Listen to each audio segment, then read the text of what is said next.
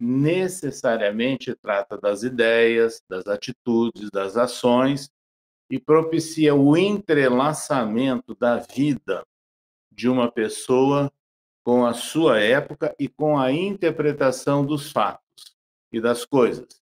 Então, é parte de construção de um trabalho de vida. Sinto-me profundamente feliz por haver participado dessas buscas naqueles dias já longínquos da minha e da sua juventude. Esse livro, por certo, será um documentário. Principalmente, eu diria que a cereja em cima do bolo da obra é os bastidores do espiritismo.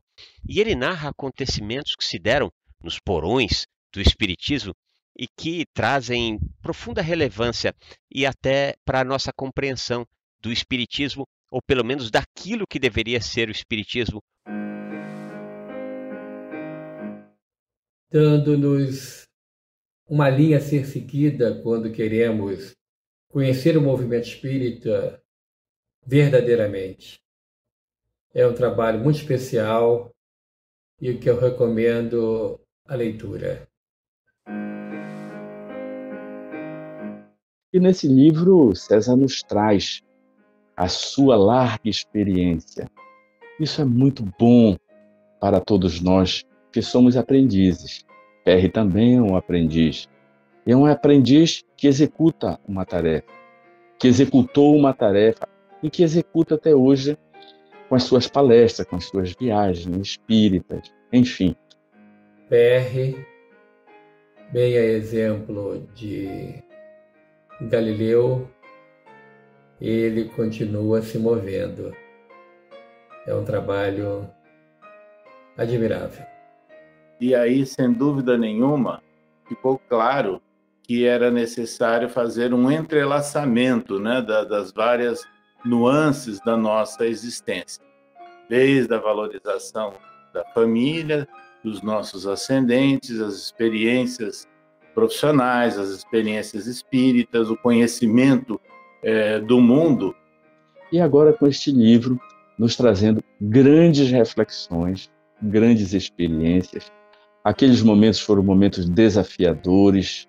Uma vez que a obra deixa bastante claro alguns tantos desvirtuamentos que se deram na doutrina dos espíritos. Eu diria que o livro é mais do que uma necessidade, é uma obrigação para quem quiser entender o que é o espiritismo e principalmente o que tem sofrido o espiritismo no Brasil. E aproveitem para beber nesta água cristalina das exemplificações e experiências dessa época. Formulo votos do coração e do pensamento para que a obra atinja o seu mistério, consolar, iluminar e historiar as dificuldades, as alegrias, os desafios que constituem o empreendimento em torno de todo o ideal de enobrecimento humano. É por isso que o livro ficou assim mais denso, mais longo, para que reunisse todas essas experiências de uma vida que tem sido relativamente longa já.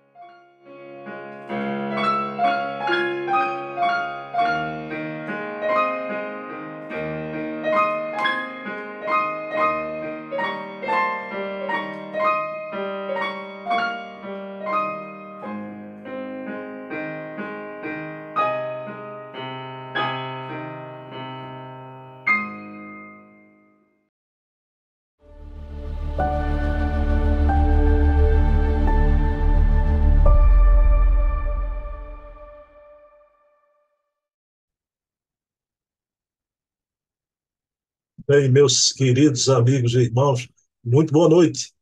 Como acontece todos os sábados, estamos aqui com um programa de entrevistas, a cada sábado um programa diferente. Hoje, como acontece todo segundo sábado do mês, temos o programa Memórias e Reflexões. O programa teve origem através dessa obra que o César Perry de Carvalho me presenteou. Eu li a obra com muito gosto e propus a ele fazermos um programa, porque aqui tem as memórias do César Perry, mas tem as memórias do movimento espírita do Brasil, né? Ele que viveu a cena por dentro desse movimento, né? Então, mês passado não gravamos porque eu me encontrava adoentado, né? E estamos retomando aqui, um prazer imenso, né? Pessoal, temos os programas semanais, né? Todas às 20 horas, no domingo de Bezerra de Menezes com Luciano Clay, na terça o de Hermínio Corrêa de Miranda com a filha dele, Ana Maria Miranda, na quarta o programa Resenha Literária com o Silvio Mariano, não é? Pesquisador e documentarista, programa sobre livros, e na quinta o programa O Metro que Melhor Mediu Kardec, sobre Herculano, com a filha de Herculano, Dona Heloísa Pires. Não é? 4 programas semanais, e temos esses mensais, que acontecem sempre às 20 horas, toda semana, mas cada sábado um programa diferente. Então, todo primeiro sábado, o programa sobre Leon Denis, conversando aqui com Charles Kemp. No segundo sábado, esse programa com PR. No terceiro sábado, o programa Portfólio Fontes Primárias, documentos da época de Kardec, com Adair Ribeiro, o querido curador do Museu Acol, Allan Kardec Online. E no último sábado, o quarto sábado, temos o programa O Eco da Imprensa Espírita, com Leonardo Marmo Moreira, articulista da revista Reformador e o Consolador, um programa onde repercutimos o que sai na imprensa espírita do Brasil e do mundo. Né? Então, 8 programas. Mas vamos dar início. Né? Eu estou com saudade do Sr. César Perry, né? Uma saudade grande. Vamos iniciar elevando o pensamento a Deus, agradecer ao nosso Pai de bondade infinita por mais essa oportunidade que a vida nos oferece de nos defrontarmos com a história, a memória, principalmente de algo tão caro às nossas vidas como espíritas, a memória, a história viva do espiritismo, através de um dos seus personagens mais marcantes nessa quadra em que vivemos, César Perry de Carvalho, ex-presidente da FEB e da UGE. Então, que Jesus nos inspire a realizar um bom trabalho. Meus queridos irmãos, sem mais delongas, já colocando aqui César Perry na nossa companhia. Bem, meus queridos irmãos, como eu falei, já está aqui na tela o querido César Perry de Carvalho, ex-presidente da FEB e da UGE, para mais um programa Memórias e Reflexões. Todos vocês sabem, pessoal aqui da terrinha e de fora também, que eu adoeci, mas sentindo muita saudade do senhor, viu, senhor César? Tudo bom? Como vai? Esperando que você esteja melhor, tenha recuperado, desejando saúde e paz para você, Bruno. E graças a Deus eu estou bem. Graças a Deus, meu amigo. Estamos nos recuperando, né? Vamos lá. Seu César, eu queria lhe fazer uma pergunta. Eu gosto muito das suas ponderações, né? O senhor gosta muito de Emmanuel. Eu me lembro muito desse momento do mundo, da obra Caminho da Luz, né? Esse processo todo evolutivo que a Terra passa, né? Parece que um período que a gente está vendo, um período ciclópico, tudo mudando com uma velocidade muito grande. Seu César, eclodiu essa guerra aí no Oriente Médio, né? É um momento difícil para o mundo, né? Essa coisa que está eclodindo aí, essa onda antissemita. Agora, ao mesmo tempo, a gente se preocupa com aquela população palestina também, dos dois lados, né? Tanta gente inocente, a população civil que é levada de chofre, né, para um conclave como esse. Mas, seu César Ferri, como o senhor vê espiritualmente esse momento, essa hora grave do mundo? Veja, Bruno, nós estamos vivendo um momento muito crítico, né, no processo civilizatório nosso. É anunciado aí desde o livro Caminho da Luz, né, momentos complexos, né, que seriam passados pela humanidade. Esse livro Emmanuel escreveu antes da eclosão da Segunda Grande Guerra Mundial, mas ele deixou claro que seriam vários eventos, né? E o que está acontecendo hoje está dentro desse contexto. Vamos imaginar o que nós notamos. Tivemos aí a invasão da Ucrânia no ano passado. Essa guerra que acontece no Oriente Médio, eu diria que é mais uma cíclica, né? Movida por um ódio secular que existe naquela região. E há muitos outros focos, né, de animosidade, belicosidade pelo mundo afora, e dentro dos países, algumas guerras internas, né, de facções criminosas, outras movidas por interesses políticos, ideológicos, eh, religiosos também.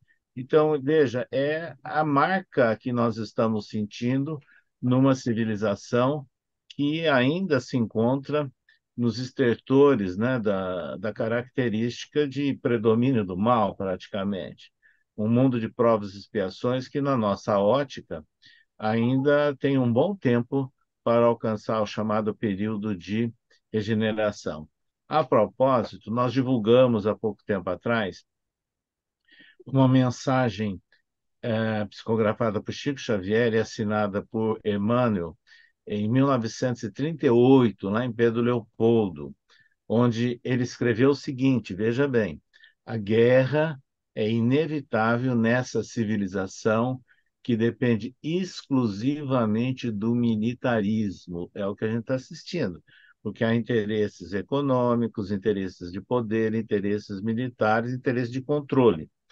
E, obviamente, de empresarialmente, comercialmente, também na área de produção de material militar. E ele continua.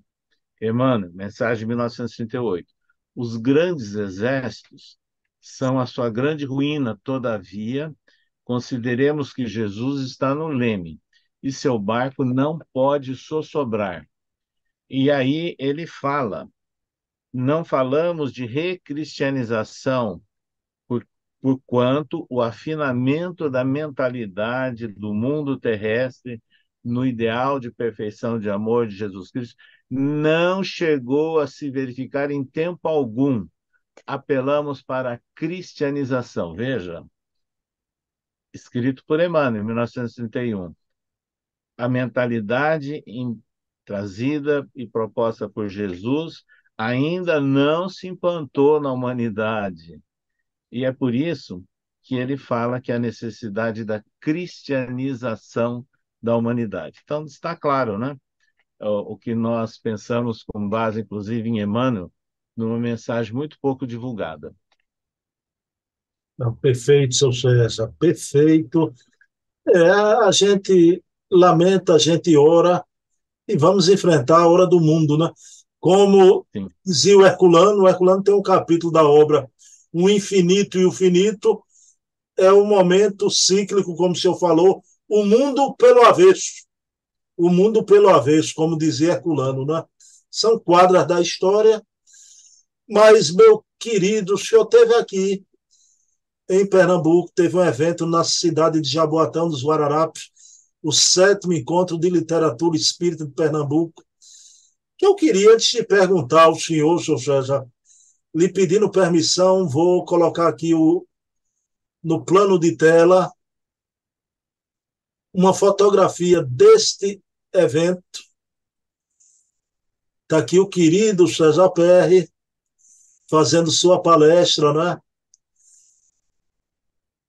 Em Jaboatão, e aqui pessoas queridas do movimento espírita de Pernambuco, a querida Cristina Pires, minha amiga há mais de 20 anos, Carlos Cardoso dos Anjos, presidente da Comissão Estadual do Espiritismo, com quem eu conversei recentemente, ficou encantado com o Sr. César Perry, a querida Cristiane Mascarenhas, já, lá do Alta de Souza, grande trabalhadora, uma princesa do movimento espírita, Dona Aldenora, que organizou o evento, e outros irmãos.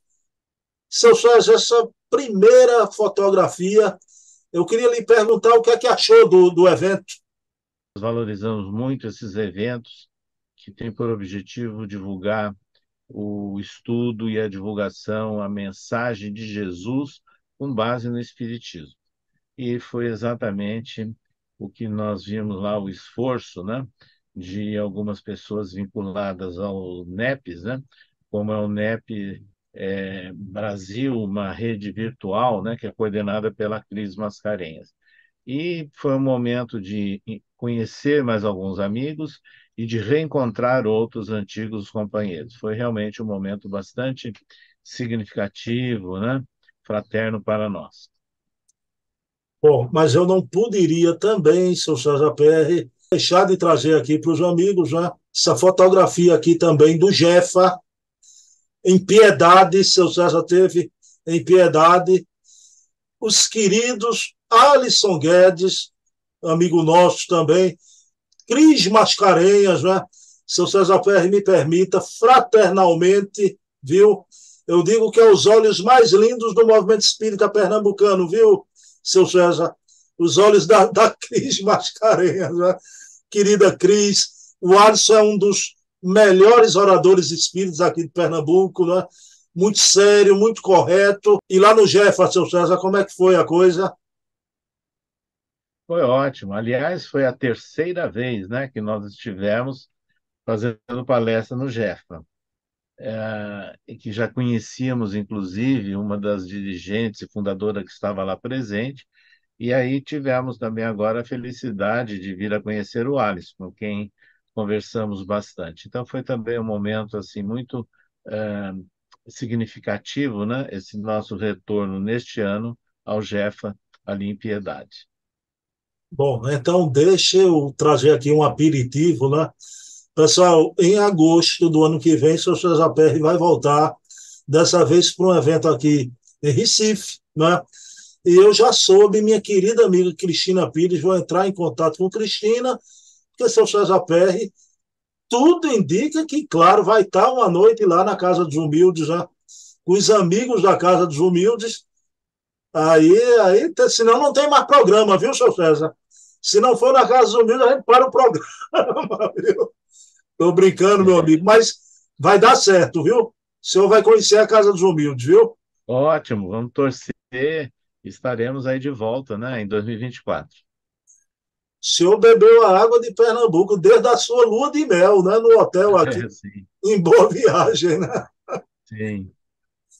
Mas, seu César, vamos entrar nas suas memórias. Eu já apresentei a obra, já mostrei aqui na tela, Memórias e Reflexões, já. O senhor deu de presente ao Alisson Guedes a obra, seu Ah, senhor. sim, ele recebeu. Ele recebe todos os vídeos do nosso programa, né, Alisson? Passo tudo para ele, Ótimo. viu? Então tá aí. Mas, seu César, a gente vai entrar agora realmente na parte espírita completamente, né? Década de 70 e década de 80. Em 1971, o senhor assume a presidência da UMEA. UMEA, e eu vou falar assim de agora em diante, mas era a União Municipal Espírita de Araçatuba, né? Como é que foi assumir essa presidência e quais os seus atos lá, o que o senhor realizou? É o seguinte, nós começamos a atuar, nos integrar na União Municipal Espírita de Araçatuba no ano de 1965 e assumimos, inclusive, o compromisso de montar o Departamento de Mocidades da UMEA e passamos a dirigi-lo. 2 anos depois, nós assumimos como secretário da União Municipal Espírita de Araçatuba. E em 1971, nós fomos eleitos presidente da instituição com o objetivo de acelerar, né, esse congraçamento, essa confraternização entre os centros espíritas da cidade, com o objetivo de eh, ultimar e dinamizar a divulgação do espiritismo, né? E foi exatamente isso que nós conseguimos, esse intento, desde o ano de 1971. Aliás, no período em que nós estávamos como secretário da UMEA, no ano de 1967, nós promovemos a primeira Semana Espírita de Araçatuba, veja, que foi no mês de outubro, né, do ano de 1967. Aqui é o programa original, né, desse evento aí, Primeira Semana Espírita de Araçatuba, promovido pela UMEA, outubro do ano de 1967. Bom, em 1973 vai ser criado, seu César Perry, o Clube do Livro Espírita da UMEA, não é? Me diga uma coisa, isso parece que partiu de uma proposta do querido, grande trabalhador espírita de Bauru, o Richard Simonetti, foi isso mesmo? Isso mesmo, nós já tínhamos amizade, contatos com o Richard Simonetti de Bauru, que é uma cidade que fica a 200 quilômetros, né, de Araçatuba, e quando ele criou, no começo de 1973, o Clube do Livro Espírita, isso nos chamou muita atenção e meses depois nós já implantamos em Araçatuba. E teve um grande desenvolvimento, né, fazendo a divulgação do livro, né, para aqueles que eram assinantes do Clube do Livro. Foi uma ideia genial a do Simonetti, né? Que ele estava propondo botar o ovo de Colombo de pé, né? Foi a ideia sugestiva, criativa que ele teve. Isso se expandiu pelo Brasil afora, né? Foi um momento bastante feliz, a criação, essa proposta do Simonetti, do Clube do Livro Espírita, e que Araçatuba aproveitou dessa oportunidade durante décadas e décadas. Clube do Livro Espírita, em 1973, mas em 1975 vai ser lançada a sua primeira obra espírita, né? Primeiro livro de autoria de César Perry de Carvalho, O Espiritismo em Araçatuba, né? Quais as linhas mestras dessa obra aí? O que é que ela trata, seu César? Exatamente. Nós tínhamos assim muito interesse em conhecer as origens do desenvolvimento do movimento espírita de Araçatuba e mais especificamente sobre Benedita Fernandes. Então, na medida em que nós começamos, ainda nos anos 1960, a buscar essas informações históricas e montar a primeira biografia de Benedita Fernandes, aí veio a ideia de reunir, consolidar tudo isso num livro. E foi exatamente esse livro aqui, né? O Espiritismo em Araçatuba, que foi lançado no ano de 1975, com a publicação, né, patrocinada pela própria União Municipal Espírita de Araçatuba. Nesse livro nós homenageamos vultos, né? Aí aparece a influência, inclusive, de Carva Schutter, né, na região, documentos do pioneiro de Araçatuba, o seu Gedeão Fernandes, Ivan de Albuquerque, um líder jovem que vive em Araçatuba, Emília Santos, aqui, o seu Lauro Bittencourt, um grande expositor. Então, nós sintetizamos a origem das várias instituições, focalizamos alguns vultos e já colocamos nesse livro algumas ruas e praças da cidade que tinham a denominação de espíritas, né? Então, foi realmente um marco no movimento espírita de Araçatuba conhecer as suas origens. Seu César, esse livro se encontra esgotado ou ainda a gente pode comprar em algum site, em algum lugar? Não, ele se encontra esgotado porque depois ele foi desdobrado, vamos assim dizer, né? Aí nós lançamos uma biografia completa da Benedita Fernandes. Aí um companheiro nosso, que é o Ismael Gobi, né, que edita, inclusive, diariamente um boletim de notícias espíritas, ele editou 2 livros sobre vultos de Araçatuba. Ele se chama Obra de Vultos, quer dizer, uma obra que reúne vários vultos da cidade e da região. São 2 livros. Então, houve todo um desdobramento, né? É por isso que ele não voltou a ser reeditado. Bom, seu César, a instituição Nosso Lar e a Casa da Sopa Emília Santos, né? O senhor sempre foi muito vinculado a essas instituições E o senhor vai levar para essas instituições o famoso COEM, né? Curso de Orientação da Mediunidade, né? Então, esse curso fez época, né? Seu César, aqui no Recife, a minha Casa dos Humildes, no início da década de 80, adotou o COEM. Só que aqui no Recife foi um momento de controvérsia, porque houve até uma reação na época. A FEB, lá da década de 70, não gostava quando apareceu o COEM, né?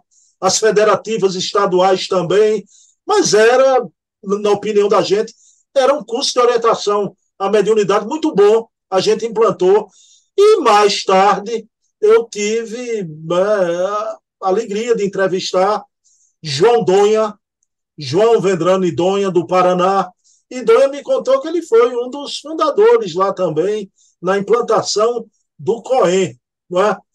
Aí, seu César, como foi? Eu vou perguntar ao senhor, Araçatuba, uma cidade do interior, na época, houve alguma reação, mas o senhor tomou conhecimento que o movimento espírita organizado ficava meio assim com o COEM, não é? E me diga uma coisa, qual foi o desdobramento? A partir daí teve caravanas de encontros de mediunidade, né? Muita coisa, né? Como foi a implantação do COEM? Pois é, Bruno, você fez referência a um contexto que é real. No final dos anos 1960, começo dos anos 1970, a revista Reformador, órgão oficial da FEB, publicava continuadamente textos, né, contrários à montagem e propostas de cursos, né? E várias federativas seguiam essa orientação. Não era o caso de São Paulo. A USE sempre teve uma posição autônoma e ela já desenvolvia propostas de estudos. E no nosso caso, a mesma coisa. Estávamos interessados em conhecer melhor uma proposta de curso que se adequasse às necessidades práticas reais da casa espírita. E isso nós encontramos na proposta do COEM, que é uma sigla, né? Centro de Orientação e Educação Mediúnica, que foi desenvolvido por uma equipe do Centro Espírita Luz Eterna de Curitiba, cuja liderança era o Dr. Alexandre Sec, o Dr. Célio Trujillo Costa, o Ney Albach, o Neuto Albach, esses quatro é que foram os idealizadores e que montaram a proposta do COEM. Realmente, o João Donha, que coincidentemente viveu em Araçatuba na juventude dele, ele participou também dessa primeira etapa do COEM lá no Luz Eterna de Curitiba. Nós conhecemos a proposta, nos interessamos, fomos a Curitiba acompanhar um desenvolvimento de reuniões de estudo teórico, prático do COEM, e essa foi a característica que nos chamou a atenção, porque ele ia levando concomitantemente o estudo e o desenvolvimento teórico e prático, né? E, a partir daí, nós levamos a proposta ao Centro Espírita Luz e Fraternidade, do qual eu era vice-presidente, e houve aceitação, e implantamos no mês de janeiro de 1974, o COEM, no Centro Espírita Luz e Fraternidade, que era ligado à Casa da Sopa e era ligado à instituição Nosso Lar. O que eu quero destacar? O COEM, lá de Araçatuba, foi o primeiro COEM do estado de São Paulo. Foi a primeira cidade, o primeiro centro que implantou o COEM no estado de São Paulo foi ali em Araçatuba. Depois surgiram vários, inclusive no Centro Espírita Batuíra, né, de São Paulo, um centro tradicional, em Santos e muitas outras regiões. E nesse primeiro COEM lá do centro, veja o que nós fizemos. Eu era presidente da União Municipal Espírita também. Então, nós convidamos representantes dos outros centros para irem também acompanhar e frequentar esse primeiro curso que estava sendo implantado em Araçatuba. O que aconteceu depois? Ele se desdobrou. Então, não só o nosso centro fazia o COEM, como 4 outros centros passaram a implantar o COEM também em Araçatuba. A partir daí, houve tanto interesse que nós estávamos promovendo palestras e convidando o doutor Alexandre Sec, o Célio Trujillo Costa, e aí nós tivemos a ideia de promover a primeira jornada sobre mediunidade. Foi no período de carnaval do ano de 1976, lá em Araçatuba, e nós convidamos a equipe do Centro Espírita Luz Eterna de Curitiba. Houve presença de representantes de centros de várias regiões do estado de São Paulo. E o que aconteceu depois? Ele se disseminou mais ainda pelo estado de São Paulo. Então, vejam, foi um momento assim marcante, né? A introdução do COEM em Araçatuba e a sua disseminação pelo estado de São Paulo. Mas, seu César PR, olhe, eu gosto muito de um programa da Rádio Boa Nova, porque é um programa sui generis, né? Que é o programa Espiritismo e Segurança Pública. Foi realizado em Araçatuba, em 1980, o primeiro encontro dos delegados de polícia espíritas do estado de São Paulo, senhor César. Foi isso mesmo? Isso mesmo. Foi uma promoção da União Municipal Espírita de Araçatuba, do então Conselho Regional Espírita de Araçatuba, e que nós tínhamos no centro lá alguns delegados de polícia que eram espíritas. E aí, conversando com eles e convivendo, contatos que nós tínhamos do movimento espírita, tivemos a ideia de promover em Araçatuba esse primeiro encontro de delegados de polícia espíritas do estado de São Paulo, que foi realizado em maio de 1980. E como convidados, Deolindo Amorim, né, que tem um livro, né, sobre esse tema. Ele morava no Rio de Janeiro.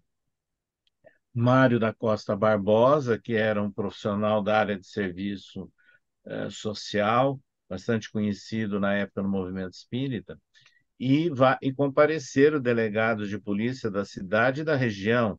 Agora, o detalhe: houve o apoio da Prefeitura Municipal de Araçatuba, da Câmara de Vereadores de Araçatuba, da Delegacia Regional de Polícia de Araçatuba, vinculada ao governo do estado.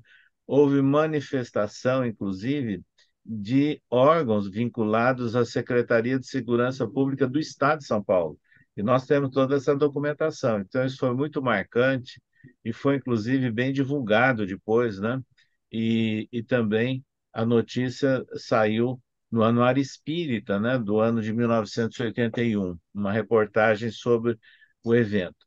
E lá nós divulgamos pela primeira vez uma mensagem psicográfica de Divaldo Pereira Franco, assinada por Benedita Fernandes, que é intitulada Cruzada de Amor, chamando atenção para que não haja desrespeito e violência à criança. Então foi realmente um evento assim muito significativo, Bruno.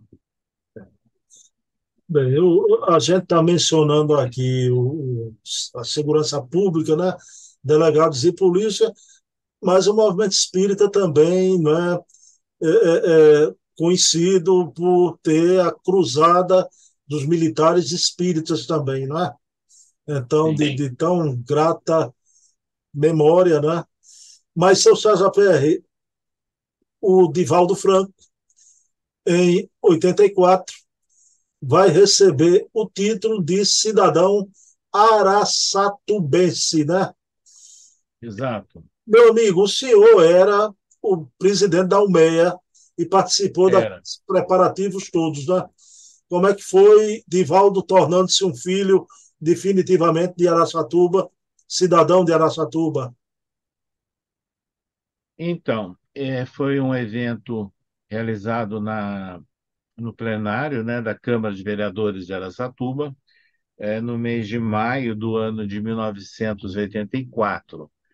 E foi bastante divulgado, bastante significativo. O Divaldo compareceu, não apenas para receber o título, mas ele também fez palestra na cidade e na região. E, na época, nós entregamos a ele, na solenidade, um opúsculo que nós montamos encadernado, com todas as matérias relacionadas com as vidas anteriores dele, Araçatuba, mensagens que ele havia psicografado em Araçatuba. Então, até ali era um histórico, vamos assim dizer, né, do que Divaldo havia participado, havia presenciado junto ao movimento espírita de Araçatuba. Então, foi bastante significativo o evento. Mas o Divaldo, isso foi em 84, né? E Maio de 84. em 87, o Divaldo vai lançar o livro Em Louvor à Vida, que a mensagem do espírito Lorival Pérez Chefali, né? Mas, seu César, o Divaldo lança essa obra Em Louvor à Vida em parceria com alguém. Quem foi esse alguém, seu César Pérez? Então, veja bem, trata-se desse livro aqui, Em Louvor à Vida, editado pela Leal, né, editora Alvorada, lá da Mansão do Caminho, e aqui aparece, né, os nomes, né, que o Divaldo é o médium, eu fui o organizador que fiz os estudos sobre as mensagens que eram assinadas por um tio nosso, Lorival Pérez Chefali, um médico que desencarnou no Rio de Janeiro. Então, esse livro, Em Louvor à Vida, ele foi lançado em Araçatuba, no ano de 1987. Nós, numa presença do Divaldo, a palestra dele num clube da cidade, e também estivemos presentes no lançamento desse livro no Rio de Janeiro, né, junto com o Divaldo. Hoje, esse livro ele é reeditado, né, pela editora Leal, lá vinculada à Mansão do Caminho. Eu queria lhe fazer essa pergunta. Eu vou formular de uma forma, o senhor me diz se cabe a forma como eu vou formulá-la para o senhor, não é? Houve em Araçatuba um curso sobre a família, sobre sua coordenação e de sua esposa, Dona Célia, não é? Mais tarde vocês vão morar na capital, não é? Isso vai passar pela USE também. Mas, seu César, veja se cabe a minha colocação. A gente pode dizer que esse curso sobre a família de Araçatuba foi o tubo, o balão de ensaio para o que será depois lançado na FEB, a campanha Viver em Família, aperte mais esse laço. Cabe a gente falar assim? Sim, está estreitamente relacionado. Esse curso que nós desenvolvemos em 1986 em Araçatuba, no Centro Espírita Luz e Fraternidade, foi muito procurado, houve muito interesse, montamos ali uma equipe, né, de amigos, alguns até com atividades profissionais vinculadas à educação e à família, e aí aconteceu que em 1990 nós já estávamos residindo em São Paulo, na capital, fomos eleitos presidente da USE. Aí, na sede da USE, nós resolvemos, por deliberação da diretoria, montar esse curso na sede da USE. E convidamos, né? Inclusive a Heloísa Pires participou, a, a Elaine Ramazzini, que era uma psicóloga, outras companheiras vinculadas à área do serviço assistencial, vinculado inclusive ao atendimento de famílias, e esse curso foi muito bem sucedido na sede da USE, no período em que nós estávamos iniciando a nossa presidência na instituição. E aí houve o interesse, né, de outros locais e realizamos seminários sobre família em São Paulo e no interior do estado. Nesse período, numa reunião da diretoria da USE, no ano de 1992, um dos diretores, considerando tudo isso que estava já sendo desenvolvido no estado, sugeriu que a gente deveria levar uma proposta ao Conselho Federativo Nacional de promover uma campanha nacional sobre família. E isso está registrado em ata, inclusive, né? E nós formulamos a proposta, encaminhamos ao Conselho Federativo Nacional, que analisou ainda em 1992, mas pediram para estudar, para analisar, e foi um ano de estudos e de reuniões, até que é, é, no Conselho Federativo Nacional do ano de 1993, foi aprovada a implantação da campanha e recebeu o nome de Viver em Família. Aliás, o nome Campanha Viver em Família foi uma proposta do publicitário Mericeba, né, foi diretor da USE também e reside atualmente em Ribeirão Preto. Então, houve a aprovação pelo Conselho Federativo Nacional, e aí, 2 meses depois, em janeiro do ano de 1994, foi lançada oficialmente em São Paulo, com apoio da USE, a campanha do Conselho Federativo Nacional da FEB, que é a Viver em Família. E aí o Divaldo foi entrevistado, fez palestras, outros convidados, e gerou um livro. Então, nós já tínhamos o livro Família e Espiritismo, editado pela USE, que resumia a proposta do curso, que nasceu em Araçatuba e foi desenvolvido depois na USE. E aí lançamos o livro Laços de Família, que sintetiza as palestras que aconteceram nesse lançamento em São Paulo da campanha Viver em Família e também a entrevista com o Divaldo. Então, tudo isso foi muito bem registrado. E a Célia, nossa esposa, ela assumiu naquele período, ela era diretora do Departamento de Educação da USE, e ela promoveu pelo interior do estado inteiro seminários, eventos sobre família. Então, foi bem distribuída a ideia, bem difundida, né, a proposta da campanha Viver em Família pelo interior do estado de São Paulo.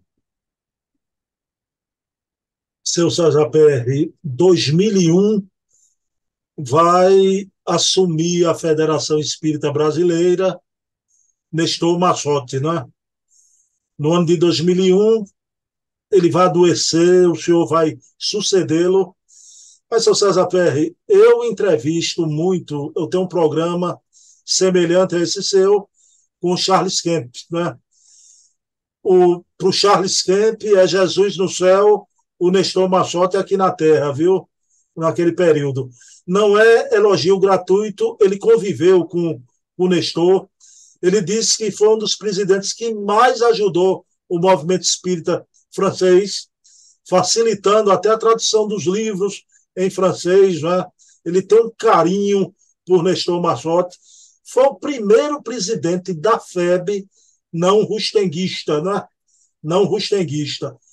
Mais para frente, nas memórias em outros programas, claro, a gente vai falar muito ainda sobre a gestão de César Perry. Mas, César Perry, eu queria que você falasse sobre a gestão do Nestor Massotti, se foi isso mesmo. Não houve exagero no Charles Kemp, né? Mas eu queria que seu depoimento, que o senhor foi muito amigo dele, era realmente um ser humano extraordinário, o Nestor Massotti. Sim, veja, nós conhecemos o Nestor Massotti na primeira CONGEB, primeira concentração de mocidades e juventude espíritas do Brasil, primeira e única nesse sentido, né? Realizada em Marília em abril do ano de 1965. E mantivemos ainda algum contato com ele, logicamente ele era solteiro ainda, né? E depois ele assumiu a presidência da USE em São Paulo em 1974. E eu era presidente de um órgão da USE municipal, então a gente tinha muito contato, ele sendo presidente estadual. E a nosso convite, ele foi várias vezes a Araçatuba participar de eventos, né, promovidos ali pelos órgãos de união da cidade e da região de Araçatuba. Então, nós tivemos muito contato com ele em todo o período da gestão dele, como diretor, como presidente da USE, em São Paulo. E quando ele se mudou depois para Brasília, com a aposentadoria dele, o que acabou acontecendo conosco também. E aí, quando ele assumiu a presidência da FEB, em março do ano de 2001, nós já estávamos chegando em Brasília e passamos a colaborar, assessorá-lo também na sua tarefa junto à FEB e junto ao Conselho Espírita Internacional. E nós tivemos, evidentemente, desde aquela época, muito contato com Charles Kempf, né? Um grande amigo nosso, e que partilhamos aí muitos eventos, né? por vários países, no auge do movimento do Conselho Espírita Internacional, com a liderança do Nestor, e depois sendo dirigido pelo próprio Charles, e também nós estivemos sempre próximos e colaborando. Então foram realmente momentos muito oportunos e é por isso que o Charles tem esse respeito, faz essa homenagem continuada a Nestor. Realmente é merecida. Bom, então, pessoal, chegamos ao fim de mais um programa. Seu César Pérez, eu vou falar com Cristina Pires, viu? E digamos assim, se César Pérez, citando Saint-Exupéry, viu, seu César Pérez, né? Se chegas por aqui em agosto, desde janeiro a gente é feliz, viu? A gente vai recebê-lo aqui na Casa dos Humildes. Vou combinar com minha amiga Cristina Pires. Vou pedir para César Pérez fazer a prece final. Antes, só para fechar, vocês estão vendo aqui esse quadro, esse Ah, cartaz, que sim. é dos 70 anos, né, de comemoração da criação da União Municipal Espírita de Araçatuba, que aconteceu em Araçatuba no ano 2019, né, em que foram convidados todos os ex-presidentes, né, e ex-diretores. Foi um movimento bastante significativo e que assinala, né, um momento de dinamização e de organização, de difusão do espiritismo em Araçatuba e região. Então, era isso que eu queria também registrar. E ali aparece a foto junto com a esposa, numa foto da época, né, em que nós morávamos em Araçatuba e éramos o presidente da União Municipal Espírita. Eu agradeço, viu, Bruno, toda essa atenção, essa oportunidade que você está oferecendo de comentarmos, né, e dialogarmos com você sobre esse livro, Pelos Caminhos da Vida, Memórias e Reflexões. Vamos orar? Sim, vamos agradecer ao alto, espíritos amoráveis que zelam por todos nós em nossas atividades, nossas casas espíritas. Agradecemos essa oportunidade de estarmos nos dirigindo a tantas pessoas junto à intimidade de seus lares. E rogamos a Jesus que a sua mensagem de conclamação para o alívio às aflições, às dores, possa repercutir na nossa intimidade, no seio das comunidades em que atuamos, tanto de encarnados como desencarnados. Gratos por todas essas bênçãos que recebemos e que se renovam em nossas vidas, que agradecemos mais esse dia de intercâmbio, que possa haver paz e saúde entre todos nós, e que assim seja. Bem, meus queridos amigos, segundo sábado de dezembro, novamente estaremos aqui com César Pérez, o programa Memórias e Reflexões. Quero agradecer a assistência de você, minha mãe, Eva, me ajuda, minha mãe, ora por teu filho. Seu César Pérez, um prazer novamente, viu? Uma alegria. Obrigado. E, por favor, coloque seu amigo aqui nas suas orações, ok? Sim, sem dúvida. Um abração. Abraço a todos.